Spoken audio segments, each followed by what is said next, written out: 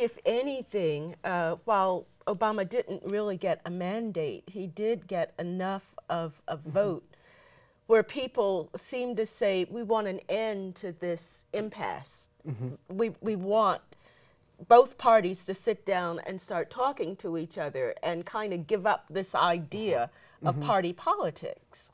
So I'm wondering, Vijay, do you think any of that will happen in the foreseeable months? Do you think that there will be some compromises?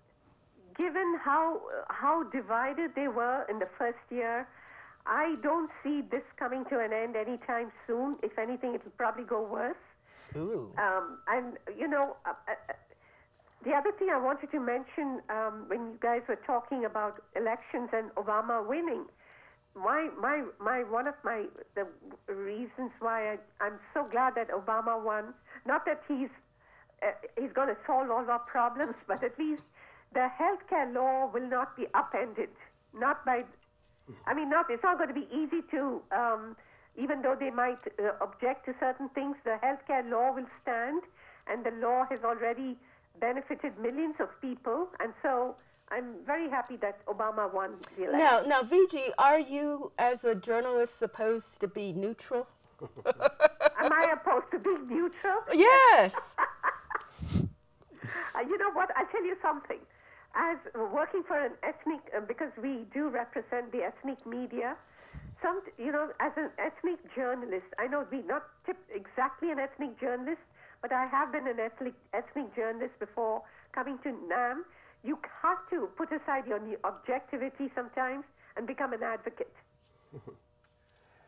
I will. Advocacy journalism, huh? Well, I would chime in on that when it comes to Obamacare, from the standpoint that I don't think there are too many Americans who understood that they were going to get coverage for tens of millions more people who would object too loudly. There were obviously a lot of campaigns about it, but it was so ironic that the opponent of President Obama was the architect of President Obama's Obamacare, Mr. Romney. Yes. And he found himself. So I think the bald-faced hypocrisy of his doing that, reversing himself, did not do him well. And, we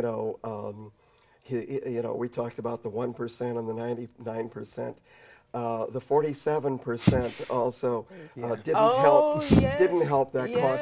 And this is important because I think nationally in particular, it is somewhat moderating the message of the Republicans in Congress, in the Senate particularly. The House is a different matter because House elections are local districts, and there were a lot of Tea Party and very conservative people who were still elected, and that's going to make things difficult.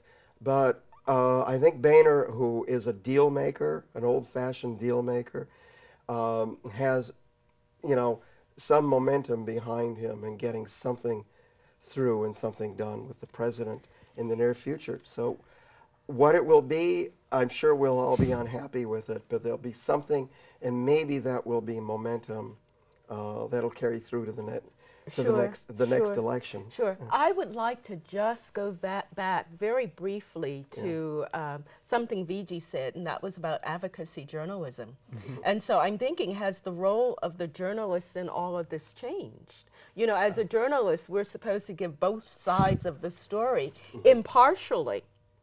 And so can people now read the stories and get a feeling that there is fact and there's truth without bias? Well, I believe objectivity for journalists is always an ideal. I think it's impossible to be completely objective just by virtue of choosing quotes and who you cite first. You're taking a position, however subtle. I do think, even though true objectivity is impossible, I've been taught at least that, advocacy is a whole other thing. And we do see the lines blurred quite often. I mean, there's been the famous case of Antonio Vargas, of course, who's been a longtime journalist, including with our sister paper, the Mountain View Voice, and he's become an outspoken advocate for, for illegal immigration issues. So I do think there is a role for that, but I think it's slightly different from the kind of journalism that I've been taught. You mentioned something, and that's immigration issues. And before we talk about that, Vijay, any comments in terms of the advocacy journalism? Now, we know where you stand, or we know what you said initially. No, Henrietta, here's how it is. Ethnic media journalists, they really represent their communities. And therefore, since their communities are so marginalized by the mainstream media, they have no choice but to become advocates. The reporters, I mean. Mm-hmm. So well, that's why I think more and more ethnic. I mean, I've been trained as a mainstream media journalist, and I did work for 6 years as a mainstream media. So I know what it is to work with total objectivity, but as I said, because the communities don't have a voice, the minority communities, it's for the ethnic media journalists to speak for them. And if they do, they have to put aside some of the objectivity. That's interesting. Put aside objectivity, but not put aside truth and facts. No, Truth and not facts, that. Oh, no, never. Oh, okay. Yeah. I would agree with Vijay to the extent, and as someone who has written about the issues of aging in an ageist country, and we are a very age-denying country. So I've taken a pro-aging stance in a society that sells anti-aging creams and products to that extent. In covering some of the issues that I do, I actually see very little so-called objectivity in mainstream news reporting, including the so-called liberal New York Times or the Wall Street Journals. I think the best thing we can do as journalists is bring our skills of marshaling the facts and arguments as closely as we can into for our audiences, but without falling into the kind of false notion of objectivity as an idea of sort of a false equivalence that really the mainstream idea that Social Security is good can be traded off by, a few Tea Party people in quotes in a national newspaper. Very often, not very well-founded ideas get quoted on deadline by a reporter who needs a so-called balanced quote. And we've all seen this, those of us who have worked in the mainstream media. So, I think I'd like to think of honest media. Yes, I came up yes. 40 years ago. I started off in the underground media, and I very quickly found that wasn't, after going through journalism school, what I wanted to do.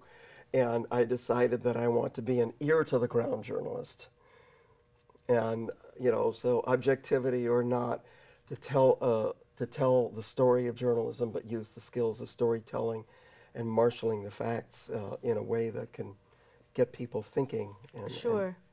That is so important, getting people thinking rather than simply accepting whatever the loudest voice that comes along in the media. He wants to be, or he is, an ear-to-the-ground journalist. And you, Janati? I try my best, but... ear to the ground? I feel like my job requires a balance of ear to the ground and, a lot of political reporting. But I do feel it's really important for me, even though I've really acknowledged that objectivity is an impossible ideal, but one which we definitely should continue to strive for. I'm extremely careful about, not taking stances, because people who disagree with my stance would have very good reasons not to trust me or not to talk to me, and that would really make it difficult for me to do my job properly. Yes.